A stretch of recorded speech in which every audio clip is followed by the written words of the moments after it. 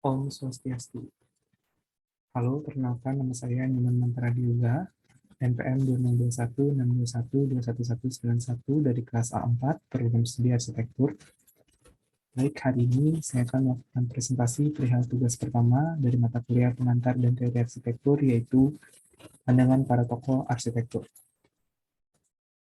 Sebelum memasuki pada materi yang akan saya bahas, saya akan menjelaskan, tentunya juga saya akan menerangkan apa-apa saja yang akan saya bahas di sini. Bisa dilihat pada layar. Yang pertama, saya membahas secara merata baik itu para tokoh Vitruvius, Romomangun, Wijaya, Le Corbusier, maupun JWD. Di mana Vitruvius dan Romomangun serta Le Corbusier, saya akan membahas mengenai definisi arsitektur menurut mereka, fungsi arsitektur menurut mereka, teknik mendesain arsitektur yang terbaik menurut mereka, serta saya akan menyebutkan ataupun menerangkan sedikit tentang biografi dalam diri mereka. Sedangkan khusus untuk JWD, saya akan menerangkan secara ringkas, yaitu tentang teknik mendesain atau cara JW Wade mendesain sebuah arsitektur. Baik, tanpa lama lagi, langsung saja kita masuk ke pembahasannya. Tapi sebelum itu, perlu saya sampaikan di awal kata bahwa berdasarkan buku pengantar teori arsitektur dan filosofi terbitan Gunadarma, terminologi arsitektur dikatakan mengacu pada fenomenologi, semantik, struktural, adaptasi, dan analogi, di mana teori arsitektur sendiri digunakan terbatas untuk mengetahui apa yang harus dicapai dan metode untuk mencapainya. Arsitektur sendiri sangat berbeda dengan terapan keilmuan pasti seperti matematika dan fisika, sebab dalam arsitektur terdapat hal-hal kompleks yang berada pada lingkungan penanganannya tersendiri. Nah, mengacu pada jurnal perdana tentang arsitektur karya Vitruvius atau Marcus Polo Vitruvius yang berjudul De Architectura, sebuah bangunan arsitektur harus menerapkan setidaknya 3 buah trilogi yang dikenal sebagai venustas atau keindahan, kemudian ada firmitas kekuatan, serta ada utilitas atau fungsi. Baik, langsung saja pada pembahasan yang pertama, yaitu mengenai pandangan arsitek Marcus Polio Vitruvius.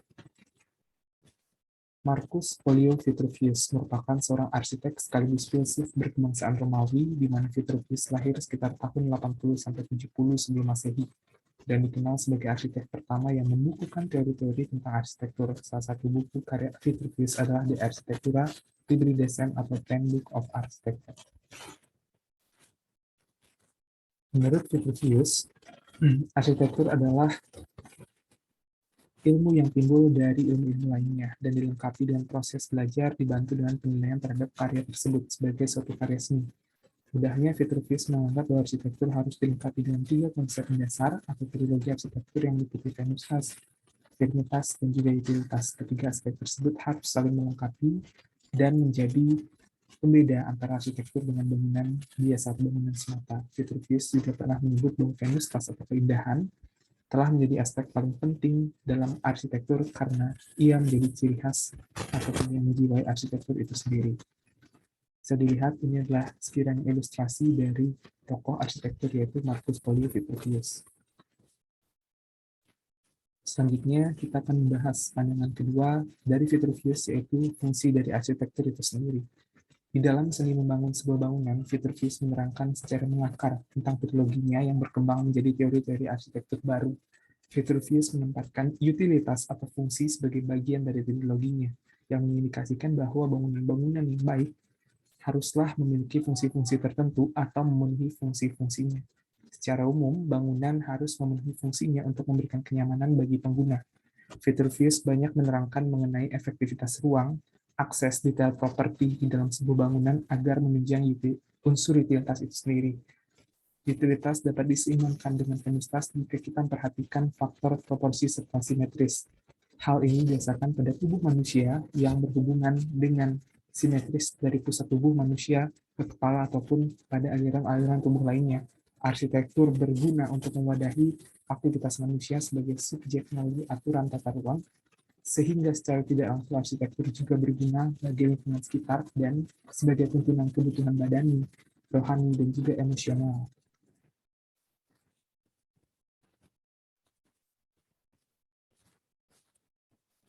Pada bagian terakhir dari tanggapan ataupun pendapat milik Vitruvius ini, yaitu saya akan menerangkan tentang seni membuat arsitektur menurut Vitruvius. Vitruvius percaya bahwa seorang arsitek harus fokus pada 3 tema sentral ketika menyiapkan desain untuk sebuah bangunan atau yang biasa dikenal sebagai Trinitas Vitruvius seperti yang sudah saya sebutkan tadi, di mana terdiri atas firmitas kekuatan, utilitas fungsi, dan venustas keindahan. Venustas adalah jiwa dari arsitektur sekaligus pembeda dengan makna bangunan semata. Menurut Vitruvius, keindahan menjadi faktor teramat dan berpikir bahwa gagasan tentang keindahan tidak lekang oleh waktu untuk dapat dipelajari. Bangunan arsitektural yang baik dibangun dengan mencerminkan trilogi dengan mengedepankan aspek venustas itu sendiri atau aspek keindahan. Saya rangkum mengenai venustas, firmitas, serta utilitas. Dengan utilitas, aspek ini berusaha menjelaskan bagaimana sebuah desain arsitektur dapat mewadahi semua kebutuhan dan aktivitas penggunanya. Firmitas, bagaimana sebuah bangunan ataupun sebuah arsitektur dapat dirancang melalui teknologi yang ada sehingga dapat melindungi penggunanya. Dan yang terakhir yaitu venustas, di mana bangunan yang baik tidak hanya dapat digunakan, melainkan ditampilkan dengan nilai-nilai keindahannya tersendiri. Baik, sekiranya itu merupakan pandangan ataupun pendapat dari tokoh arsitektur Marcus Tullius Vitruvius berkaitan dengan definisi, kemudian berkaitan dengan cara mendesain, maupun berkaitan dengan teori-teori yang dia miliki. Selanjutnya kita akan bahas milik pandangan secara langsung oleh YB Mangunwijaya PR tentang definisi arsitektur. Yusuf Biliarta Mangunwijaya dikenal sebagai seorang arsitek, merangkap rohaniawan, dan budayawan kelahiran Semarang 6 Mei 1929 sebagai Bapak Arsitektur Modern Indonesia. Romo Mangun tidak luput dari segudang penghargaan bergengsi yang membuatnya masuk dalam jajaran 10 arsitek terbaik bangsa Indonesia. Berdasarkan buku Wastu Citra, menurut beliau, arsitektur sendiri dapat diibaratkan sebagai wastuwidya atau ilmu bangunan yang mencakup ilmu tata gedung, tata bumi, dan tata lintas. Romo Mangunwijaya juga mendefinisikan arsitektur sebagai penciptaan atas suasana, citra, dan perkawinan guna, serta tak sekedar bersifat materialistis, karena keindahannya atau seni bisa tercipta dari hal-hal sesederhana di dalam arsitektur. Definisi mengenai arsitektur menurut Romo Mangunwijaya saat menggambarkan kedalaman karakter beliau. Romo Mangun yang ingin bersikap sederhana, menuangkan ciri karakter di dalam karya-karya arsitekturnya, yang mendeskripsikan sebuah kesederhanaan itu juga keselarasan dengan alam, di mana jiwa arsitektur sendiri hidup dan harus ada di dalam nilai budaya. Wastuwidya yang menjadi akar pandangan beliau diambil dari urapan kanon sastra suci India yang kita kenal, ataupun masyarakat awam kenal sebagai wastu sastra, ilmu bangunan. Bisa dilihat ini adalah foto asli dari YB Mangunwijaya PR atau seorang pendeta, juga sekaligus sebagai seorang pendeta. Pembahasan selanjutnya mengenai fungsi atau guna arsitektur menurut Romo Mangunwijaya.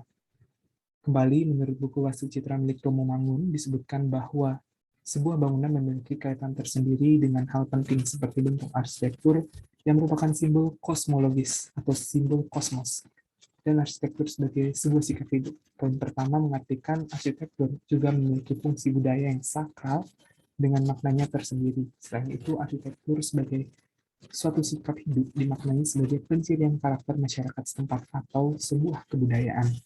Arsitektur mengambil peran penting untuk mempertahankan kebudayaan sekitar melalui membangun sebuah bangunan. Misalnya pada rumah-rumah joglo di Jawa yang sengaja kusennya dibuat rendah agar tamu selalu menundukkan kepalanya, menundukkan badannya sebagai sebuah tanda hormat kepada tuan rumah. Kemudian dalam sudut pandang Romo Mangun juga disebut bahwa arsitektur haruslah mempunyai bentuk yang fungsional, benar dan wajar, sebab arsitektur bukanlah sebuah bangunan kosong dan tidak memiliki makna, melainkan juga menjadi bagian dari lingkungan. Guna berkaitan dengan kemampuan sebuah bangunan dalam menghadirkan kenyamanan bagi penggunanya dan menghadirkan kegunaan atau manfaat pada setiap detail arsitekturnya. Ada salah satu kutipan dari Romo Mangun yang bisa kita ambil, yaitu tak berbeda dari pakaian, rumah membahasakan diri kita. Selanjutnya, pada bagian yang terakhir, milik pendapat dari Romo Mangun atau Romo Mangunwijaya, yaitu mengenai cara mendesain arsitektur menurut pandangan beliau. Nah, singkatnya, Romo Mangun berpandangan bahwa sebuah bangunan harus memenuhi dua aspek, yaitu guna dan juga citra. Di dalam buku karya yang berjudul Wastu Citra tersebut, diuraikan secara rinci tentang kedua aspek tersebut yang menjadi dasar pembuatan sebuah bangunan. Guna diartikan sebagai arsitektur yang memperoleh identitas pragmatisnya yang terjadi pada tahap fisik maupun fungsional saja. Bila mengambil contoh kasus rumah tinggal, maka rumah tersebut akan dikatakan memiliki nilai guna karena melindungi pengguna dari bermacam-macam tantangan seperti panas, hujan, hingga alam liar. Kemudian, selain itu, rumah juga harus memberikan kenyamanan yang juga akan mencirikan suasana hati pemilik rumah. Di lain sisi, Romo Mangun mengatakan bahwa arsitektur tidak bisa dikatakan sebuah arsitektur atau bangunan tidak bisa kita samakan sebagai sebuah arsitektur jika hanya mewadahi jabatan fungsionalnya saja, yaitu sebagai tempat melakukan aktivitas. Ada sebuah aspek yang dinamakan citra sebagai focal point sebuah arsitektur. Citra hadir sebagai sisi subjektivitas arsitektural, di mana Romo Mangun menganalogikan citra sebagai aspek kosmologis tersebut, di mana penerapan citra akan mencirikan bahkan membentuk nilai budaya dalam sebuah bangunan arsitektural. Menurut Dwi Logi Mangunwijaya, kita diarahkan untuk condong pada dua aspek tersebut, yaitu guna dan citra, di dalam bangun sebuah arsitektural agar menghasilkan karya-karya yang logik dan juga ekspresif.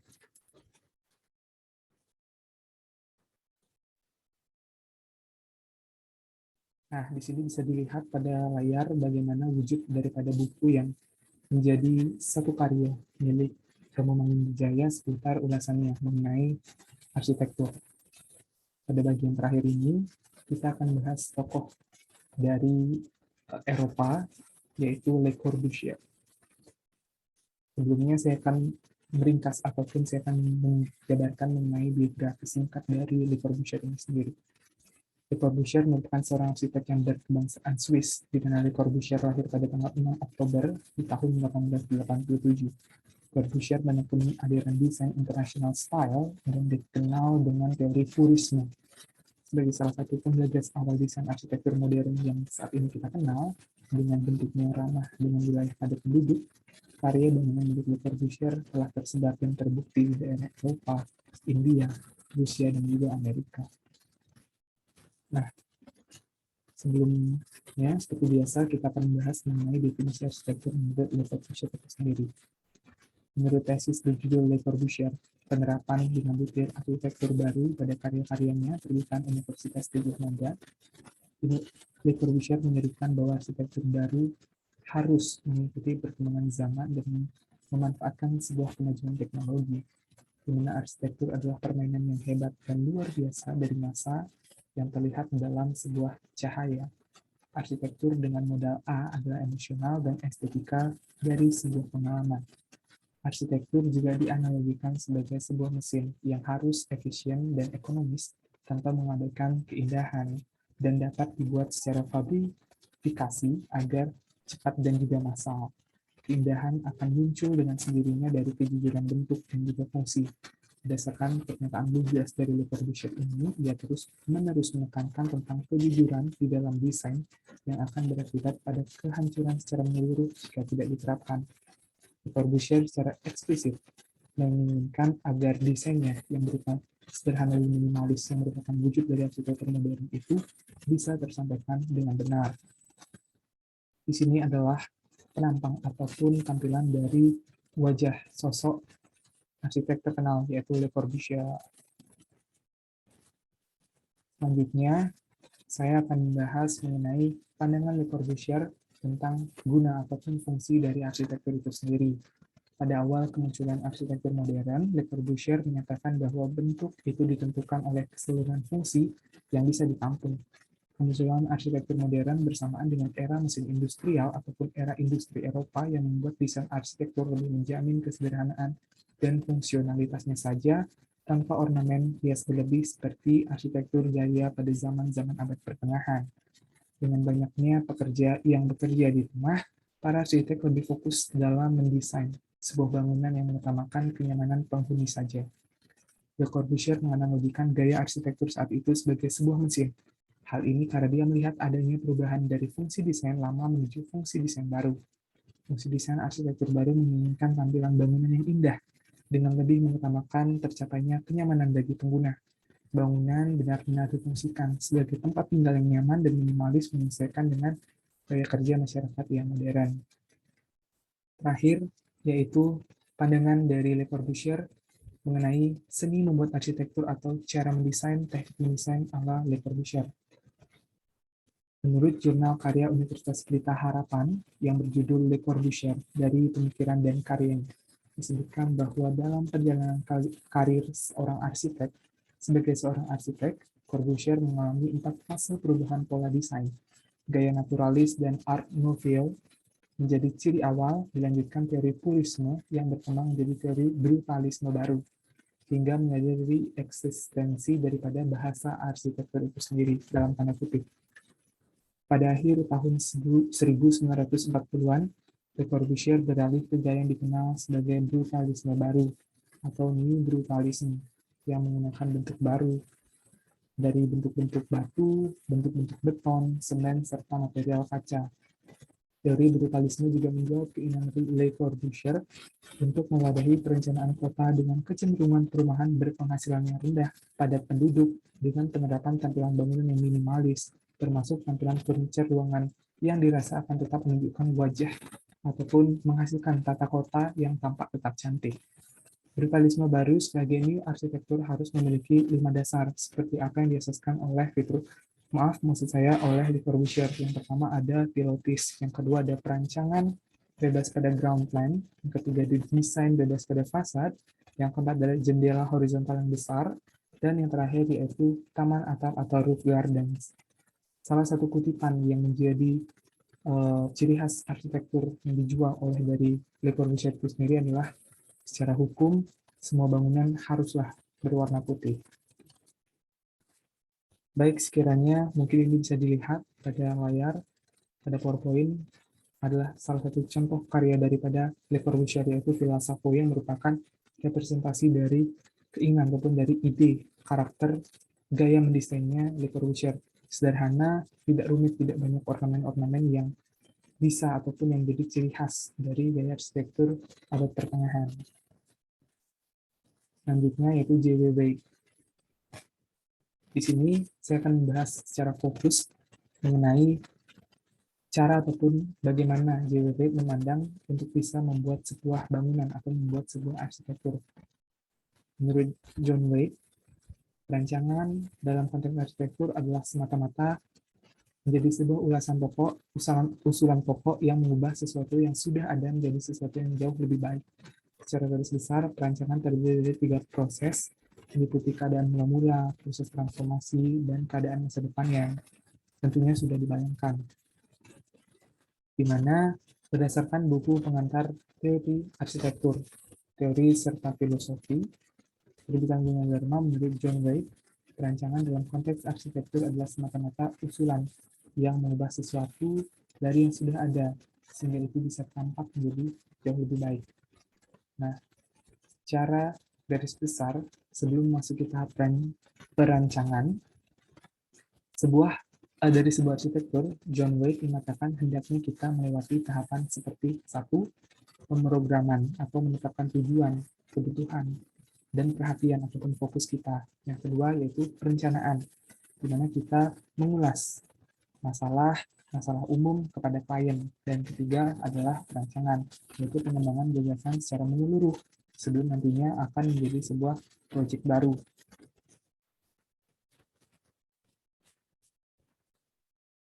Dalam praktik profesi, seorang arsitek hendaknya haruslah lebih baik melewati 5 tahapan perancangan yang meliputi 1. Perancangan skematik, yang kedua pengembangan rancangan, yang ketiga dokumen konstruksi, yang keempat penawaran atau perundingan, dan yang kelima yaitu tata laksana proyek. Sebelum saya menutup presentasi kali ini, ada kesimpulan yang bisa saya sampaikan, yaitu secara garis besar, tiap-tiap tokoh arsitektur yang paling berpengaruh di masing-masing negara, bahkan dunia, memiliki teori perancangan sendiri, mulai dari definisi arsitektur itu sendiri seperti apa, fungsi dari arsitektur sendiri itu seperti apa, maupun teknik merancang yang jadi ciri khas mereka masing-masing. Teori-teori perancangan tersebut lahir dari definisi arsitektur menurut para tokoh. Definisi mendasari gagasan pemikiran mereka. Definisi menghantarkan pemikiran mereka sehingga dapat dipetakan menjadi biologi hingga trilogi arsitektur yang dikenal milik oleh seorang Vitruvius maupun oleh seorang pembangun.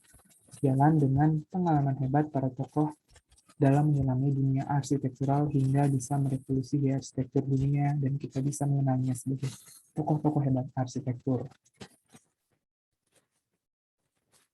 Baik, sekiranya itu saja materi presentasi yang saya sampaikan. Mohon maaf bila ada kesalahan kata ataupun kesalahan penyebutan nama. Semoga apa yang bisa saya sampaikan hari ini, apa yang bisa saya sampaikan dalam video ini dapat membantu dan mendukung proses pembelajaran di kampus Warmadewa. Akhir kata saya tutup dengan Parama Santi. Om Santi, Santi, Santi, Om.